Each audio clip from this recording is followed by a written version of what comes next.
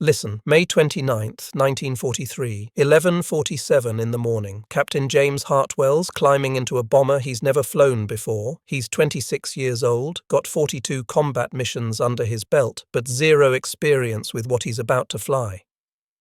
Ground crews loading the last ammunition belt into the 17th gun position of this experimental beast. The YB-40 weighed 4,000 pounds more than any flying fortress he'd ever touched. Here's the thing. In the past 3 months, the 8th Air Force lost 173 B-17s over Europe. German interceptors were shredding bomber formations on the return leg without long-range escorts. So, the solution seemed brilliant. Turn a bomber into a fighter. Load it up with 16 machine guns. They called it the Flying Destroyer. Want to see how this beast performed against the Luftwaffe? Hit that like button, subscribe, and turn on notifications. What happens next is absolutely wild. Back to Hartwell in the cockpit, spring 1943 was an absolute nightmare for bomber crews over Europe. Listen, these guys weren't calling their missions by the official target names anymore. They had a different name for what they were flying into. They called it the Gauntlet. And here's how bad it got. Half of these crews weren't surviving their required 25 missions. Think about that.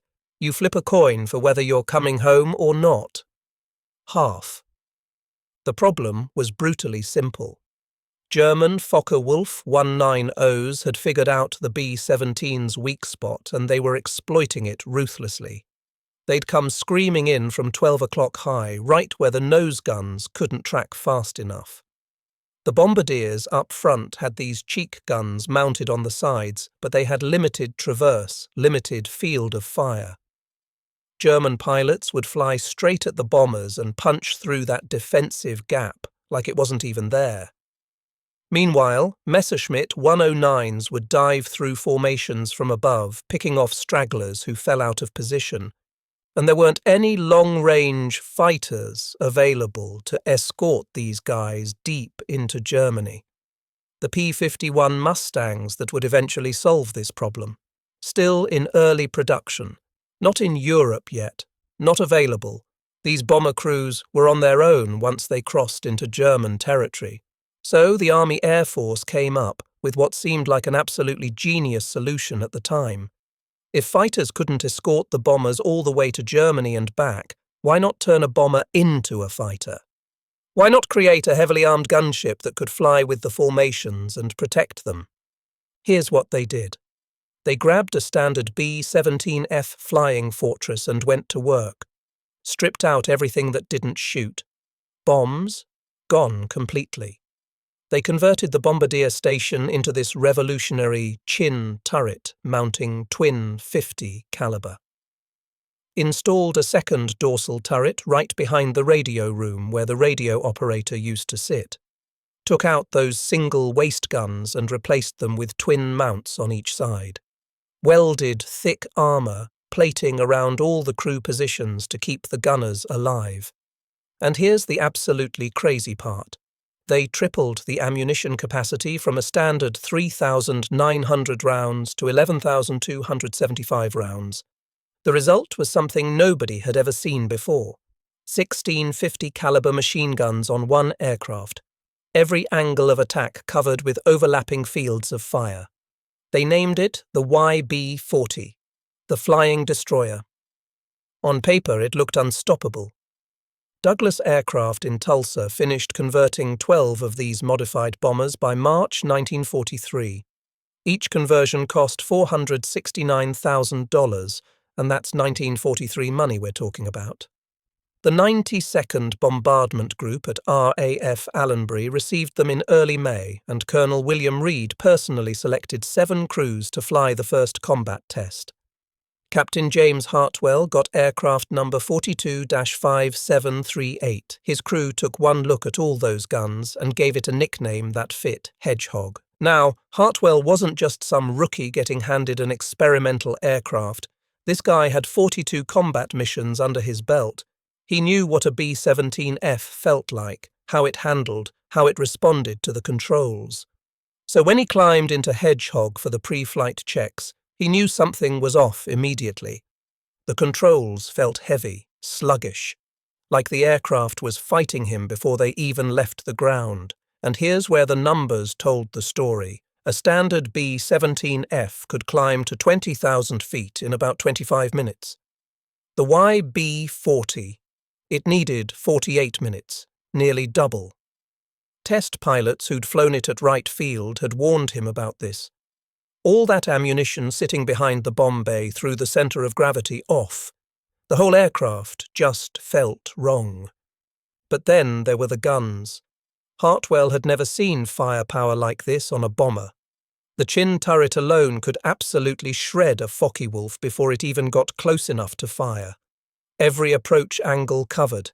Every attack vector met with overlapping fields of fire.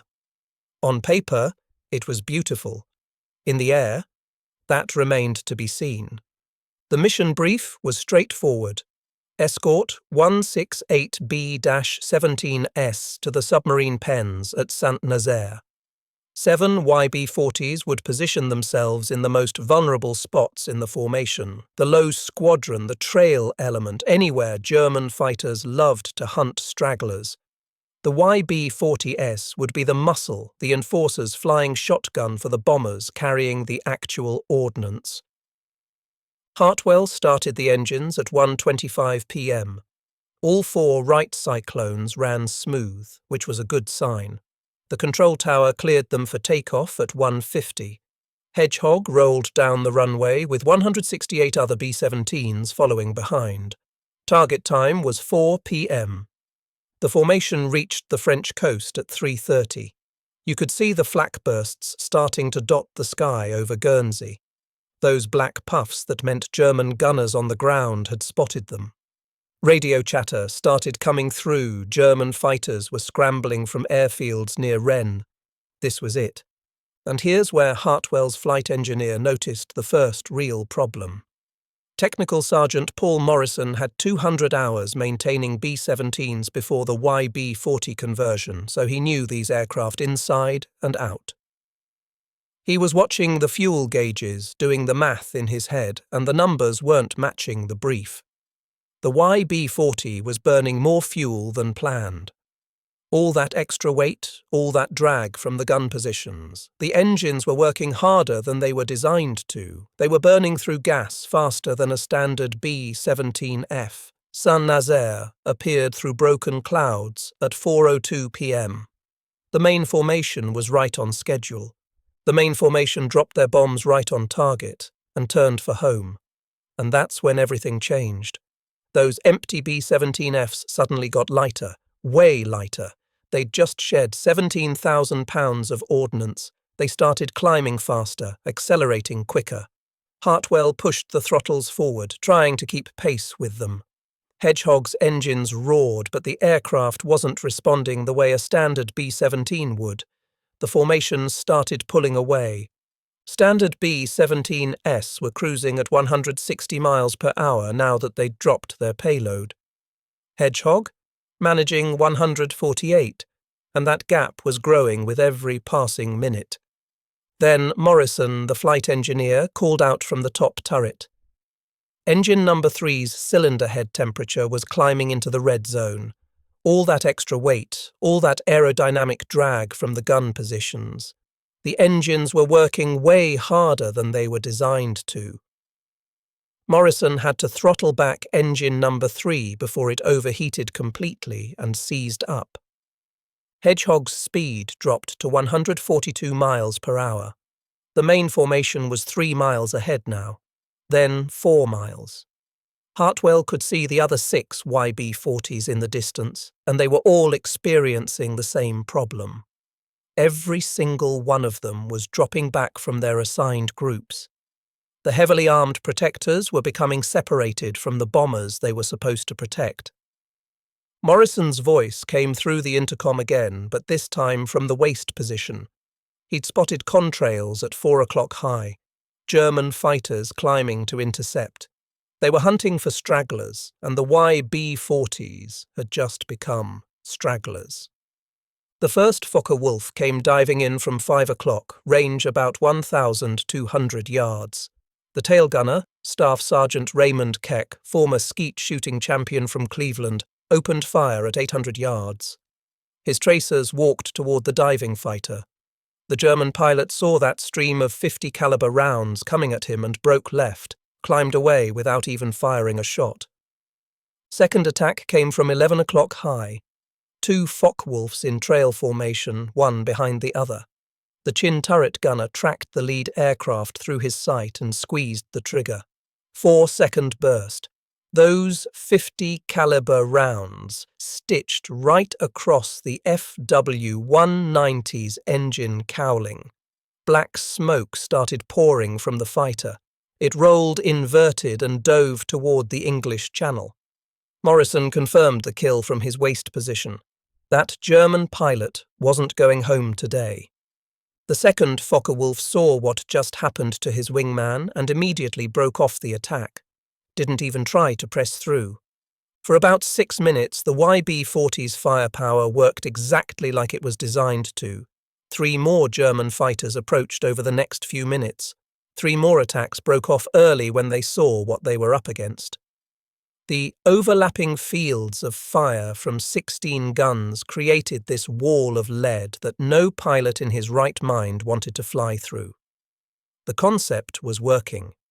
The flying destroyer was doing its job. But here's the problem. Hedgehog was still slowing down. The main formation was 6 miles ahead now. Then 7. Hartwell could barely make out the bomber stream against the afternoon sky. They were getting farther and farther away, and there wasn't anything he could do about it. Morrison climbed back down from the waist to check the fuel state. The numbers weren't good. They'd burned 800 gallons more than briefed during the climb and the combat. At their current power setting, they had maybe 90 minutes of fuel left to reach Alconbury. The main formation would be on the ground in 70 minutes. The YB-40 was going to be up here alone for at least 20 minutes after everyone else landed. Another pair of Focke-Wulfs appeared at 2 o'clock, circling at a distance. And these pilots weren't breaking off. They weren't even trying to attack yet. They were just watching, circling, waiting. They'd figured it out. The YB-40 couldn't keep up with the formation, couldn't run, couldn't escape. It was only a matter of time before it fell even farther behind, and when it did, they'd have an isolated target with empty sky all around. Hartwell pushed the throttles forward again, trying to squeeze more speed out of Hedgehog. Engine number 3's temperature climbed right back into the red zone. Morrison watched the gauge but didn't say anything. They both knew what was happening. The escort bomber with 16 guns had become the target it was supposed to protect. The formation was 8 miles ahead now, maybe more. They were alone over occupied France with German fighters circling like sharks. Then, at 4:43 in the afternoon, the attack came. 3 Focke-Wulfs hit them from different vectors all at once, high right, low left, and dead ahead at 12 o'clock level. It was a coordinated strike, and Hartwell couldn't evade it. The YB-40 turned like an absolute freight train under all that weight. He held his course and altitude because that's all he could do. His gunners opened fire simultaneously. The chin turret tracked the frontal attack. The top turret swung right. The ball turret rotated left. Both waist gunners fired through opposite windows at the same time. Spent brass was cascading into the fuselage like a metal waterfall. The entire aircraft shook from the combined recoil of 8 guns firing at once. The lead Focke-Wulf's canopy just shattered. The fighter rolled right and fell away, trailing smoke. The high attacker saw what was happening and broke off early, didn't want any part of that firepower. But the low attacker, he pressed his run, committed to it, fired a 2-second burst from his 20mm cannons. Those cannon rounds punched straight through Hedgehog's right wing, one hydraulic line severed completely, fluid sprayed across the waist gunner's window. Morrison called out the damage over the intercom. Right landing gear hydraulic system had failed. They'd have to manually crank the gear down for landing, if they even made it back. Morrison checked the fuel gauges again. 72 minutes of fuel left at their current power setting to reach Alconbury. The main formation was already landing or close to it. Hedgehog was going to be up here alone for at least half an hour after everyone else was on the ground. The formation was 8 miles ahead now and still pulling away. They were completely isolated over hostile territory with German fighters still circling. Then the radio crackled. Another voice. Captain Richard Hayes flying YB-40 number 42-5741. His gunship had also separated from the formation, dealing with the same speed problem, the same fuel burn, the same nightmare. Hayes suggested they form up together.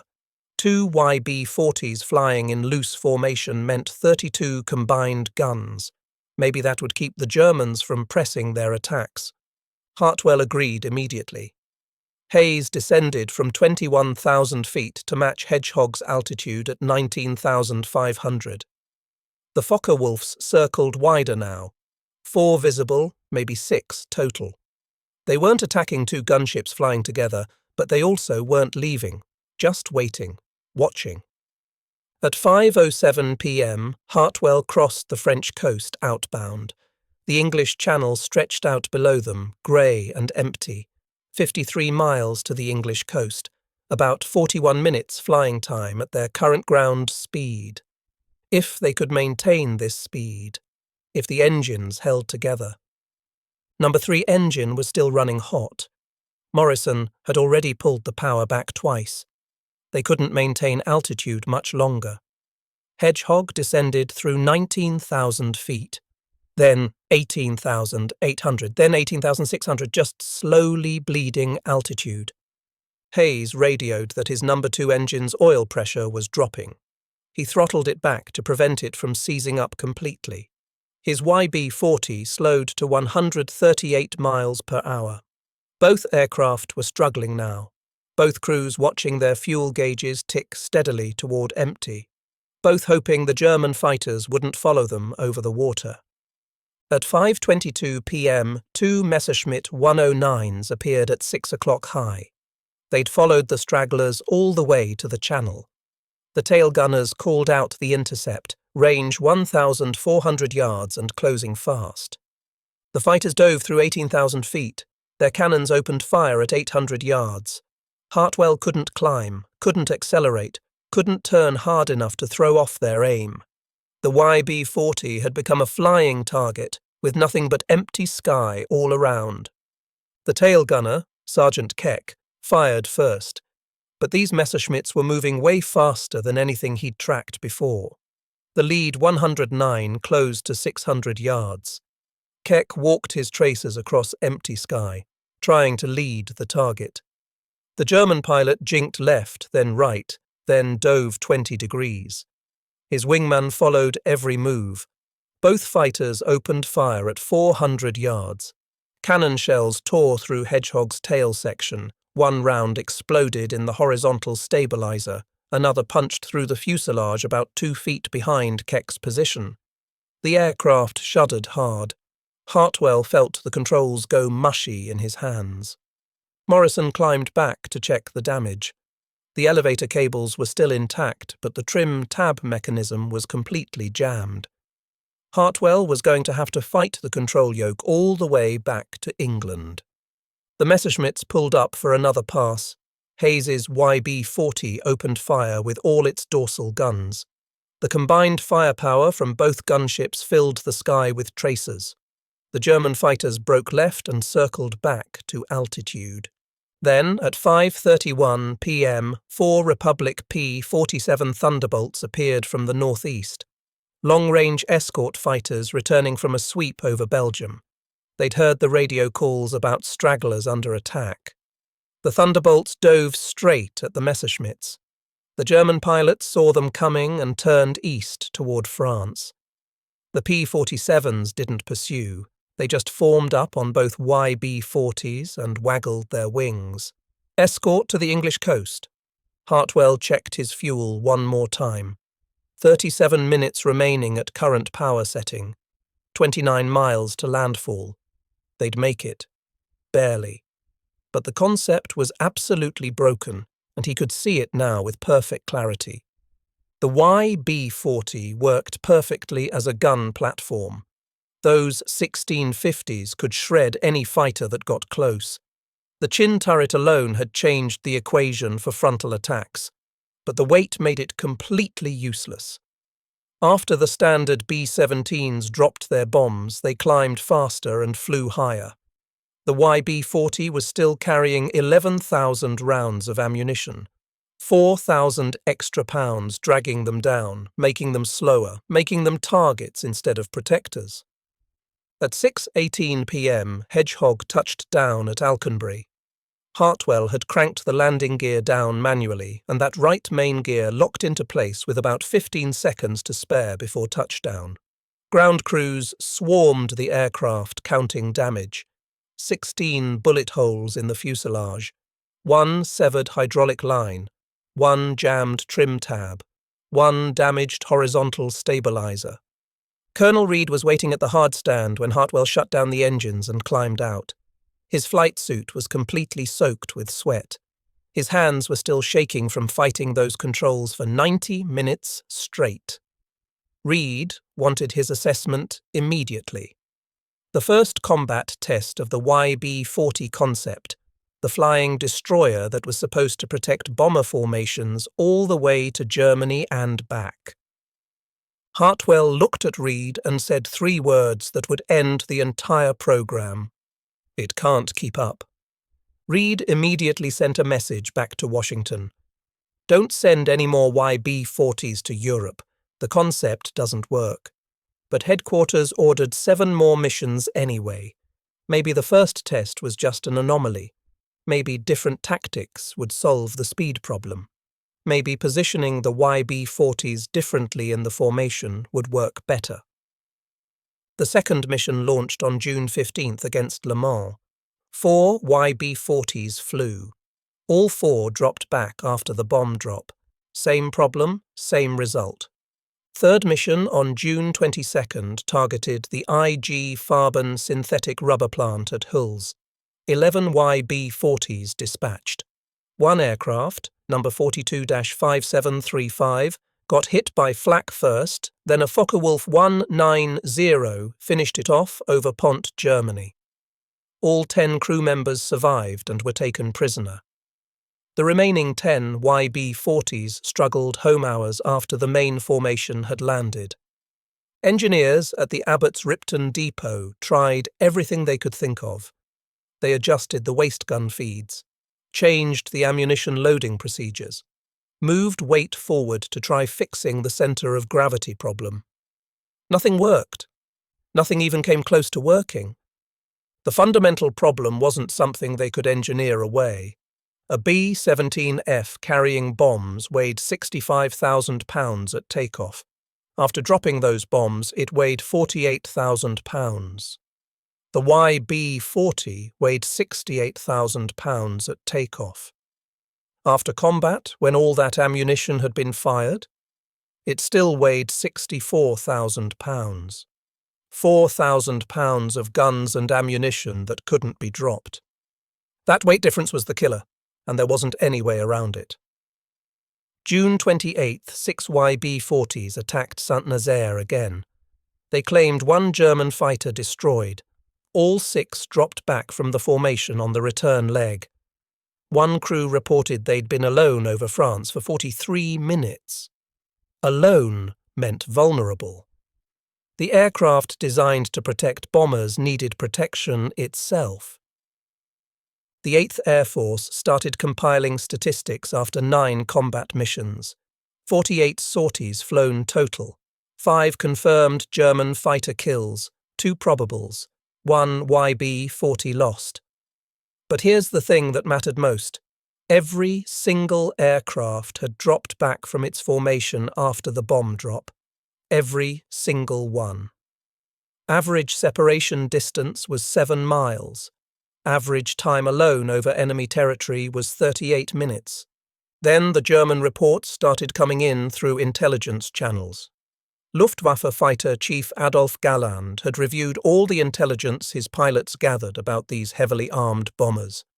His pilots had figured out the YB-40s really quickly. They looked different from any angle. Extra turret clearly visible, no bomb bay doors opening during the attack runs. They flew in the most vulnerable positions, and after the formations dropped their bombs, the YB-40s became stragglers every single time. Galland's assessment was absolutely brutal. The YB-40 kills were insignificant, not worth the cost. His pilots would rather attack the flying destroyers than avoid them, easy targets that couldn't run, couldn't climb, couldn't escape. The heavily armed escort bomber had become exactly what German fighters wanted to hunt. On July 29th, the last two YB-40s flew their final combat mission. Target was the U-boat yards at Kiel. Both aircraft dropped back from formation. Both required fighter escort just to reach England. Both landed at emergency fields, short of their home base because they'd burned too much fuel trying to keep pace. In August, General Karl Spaatz cancelled the program. 3 months of combat testing. That's all it took to realize the concept was fundamentally broken. The 12 surviving YB-40s returned to the United States in November. Most of them got converted into gunnery trainers. 4 were stripped down and converted back to standard bombers. The concept had died after just 3 months of combat testing. The Army Air Forces had spent $469,000 per aircraft on these conversions. 12 aircraft total. That's $5.6 million for a weapon system that made bombers more vulnerable instead of safer. You could buy a lot of actual fighters for $5.6 million. You could train a lot of pilots. You could fund a lot of research. At least 2 of the YB-40s ended up visible in the scrapyard scene in the 1946 film The Best Years of Our Lives. That's probably the closest most people ever came to seeing one. No YB-40 survived the war intact. 0 preserved in museums, 0 restoration projects. The flying destroyer just disappeared from history like it never existed. But here's where the story takes a completely different turn. While the YB-40 was getting cancelled and scrapped, engineers at Wright Field were going through the combat reports with a different perspective. They weren't looking at what failed, they were looking at what worked, and they noticed something. Every single YB-40 that engaged German fighters from the front stopped the attack. The German pilots would line up for that head-on pass, see what they were flying into, and break off early. Every time. The chin turret had changed everything. Before the YB-40, German fighters had the B-17's weakness figured out. They'd come in from 12 o'clock high, dead ahead and slightly above. The Bombardier's cheek guns had limited traverse and limited field of fire. There was a defensive gap right up the middle. German pilots would fly straight through and fire their cannons. Focke-Wulf 190S destroyed more B-17S with frontal attacks than any other method. The chin turret eliminated that gap. 250 caliber guns firing forward with full coverage. The Bombardier could track fighters and press the firing button. Those 2 guns converged at 400 yards. German pilots flying head-on suddenly faced concentrated fire they couldn't avoid. That turret design went straight to Boeing in September 1943. Immediately. The Bendix chin turret from the failed YB-40 program entered production as the Bendix Model A. 250 caliber Browning M2s, remote control from bombardier position, 300 rounds per gun, electrically powered. Douglas Aircraft installed these on the last 86 B-17F aircraft coming off their line. They deployed to England in October 1943. Crews called it the answer to 12 o'clock high. The difference showed up immediately. The 91st Bomb Group flew B-17Fs with chin turrets to Gelsenkirchen in November. German fighters attempted 12 frontal attacks. 10 broke off early. The other two pressed through and took hits. One, Fokker-Wulf, went down. 0 bombers lost to frontal attacks. Boeing incorporated the chin turret into the B-17G production model. First aircraft rolled off in December 1943.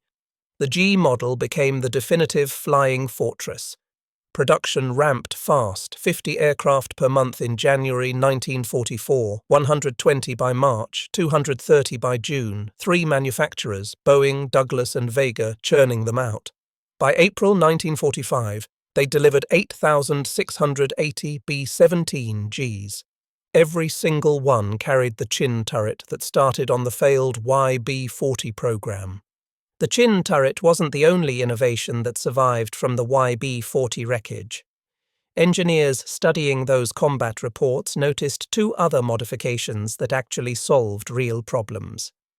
Standard B-17F waist gunners stood directly across from each other, both of them crammed into the same narrow section of fuselage, trying to track fast-moving fighters from opposite windows. They'd literally bump into each other during attacks from the sides, fight for space, block each other's field of fire. Combat footage showed waist gunners physically getting in each other's way while German fighters screamed past at 300 miles per hour. The YB-40 had moved the right waist gun position forward by 30 inches. Staggered configuration, simple change, massive difference. Each gunner suddenly had room to move, room to swing their guns through full traverse without colliding with the other guy. No more fighting for space during the critical seconds when fighters were attacking.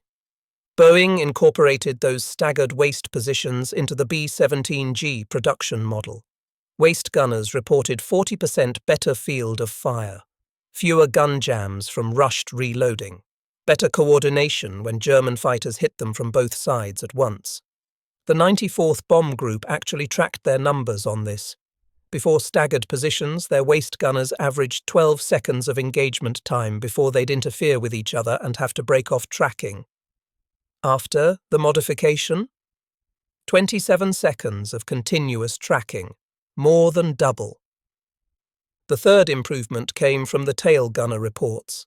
Sergeant Keck, the guy who'd been in Hedgehog's tail during that first mission, had reported limited visibility from the standard tail position. Small windows, restricted view up and down, really difficult to track fighters approaching from 6 o'clock low. Those Messerschmitt 109s over the channel had exploited that blind spot. The Army Air Force contracted with the Cheyenne Modification Center in Wyoming to completely redesign the tail position. Larger windows, way better visibility above and below the aircraft, improved gun mounting, enhanced armor protection for the tail gunner. They called it the Cheyenne tail, and it became standard on late production B-17Gs. 3 innovations from one spectacular failure: chin turret, staggered waist guns, Cheyenne tail. All 3 got incorporated into the B-17G. All 3 saved lives on every single mission for the rest of the war. The numbers tell the story. The 303rd Bomb Group tracked their loss rate from frontal attacks. Before chin turrets, 12%. After, dropped to 3%. The 379th Bomb Group went from 11% down to 4%. The 384th tracked their data really carefully. They'd lost 43 bombers to frontal attacks in 6 months before the chin turret. After, only 14 lost in 12 months. The 8th Air Force ran the numbers across all their groups, all missions, all theatres. The chin turret reduced bomber losses to frontal attacks by 71%.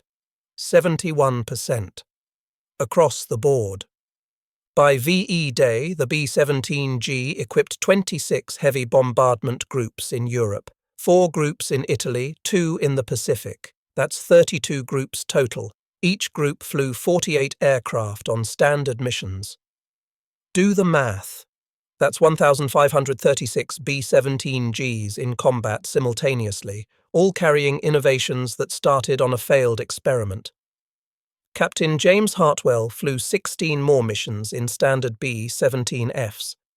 He completed his 25-mission tour in October 1943, survived, went home to Pennsylvania, never flew a YB-40 again after that brutal first mission to St. Nazaire.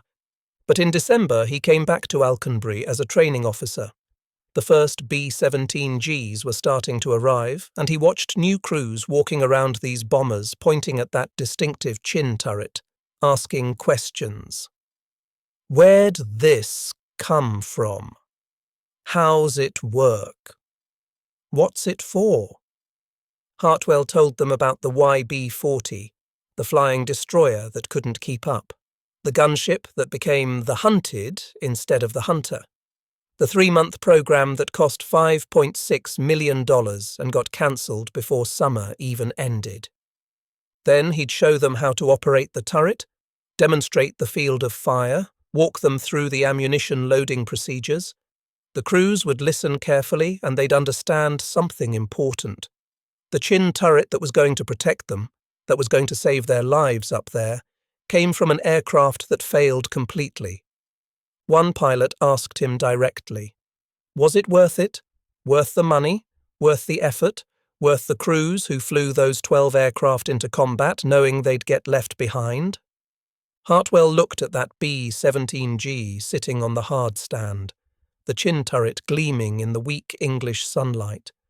He thought about those Fokker-Wulfs diving through formations at 12 o'clock high, about bombardiers who finally had a weapon that could actually stop them, about the 8,680 bombers that would carry that turret before the war ended. His answer was simple. Worth it. Every mission, every dollar, every bullet hole in Hedgehog's fuselage. The YB-40 taught us how to fail forward. No YB-40 survived the war intact, 0 preserved in museums, 0 restoration projects. The flying destroyer just vanished from history, but you can see its legacy today.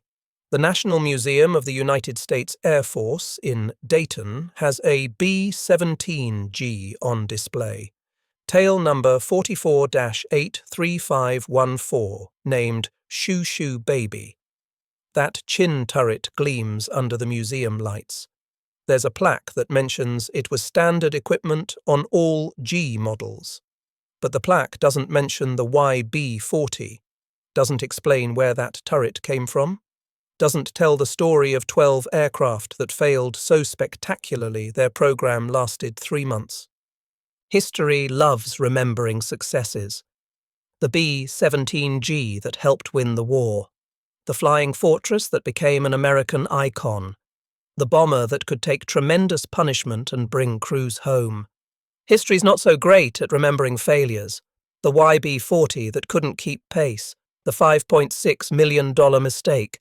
The 3-month program that got scrapped. But here's the thing. Failures teach lessons that successes can't. The YB-40 proved that good ideas poorly executed can still contain brilliant elements worth saving, that expensive mistakes can generate innovations you can't put a price on, that 3 months of combat testing can produce improvements that last for years. Boeing's engineers didn't see the YB-40 as a failure. They saw it as research. They took what worked and fixed what didn't. The chin turret worked. The weight didn't. So they kept the turret, dropped the weight. Simple, effective, life-saving. If you found this story interesting, a like really helps us share these forgotten pieces of history with more people. And if you want to see more stories like this, subscribe and turn on notifications. We're constantly uncovering these incredible moments that never made it into the textbooks. Feel free to drop a comment and let us know where you're watching from, or if you have any family connections to these stories. We've got an amazing community here from all over the world, and it's always great hearing from you. Thanks for watching, and thanks for helping keep these stories alive. The YB-40 crews failed spectacularly, but their failure saved thousands.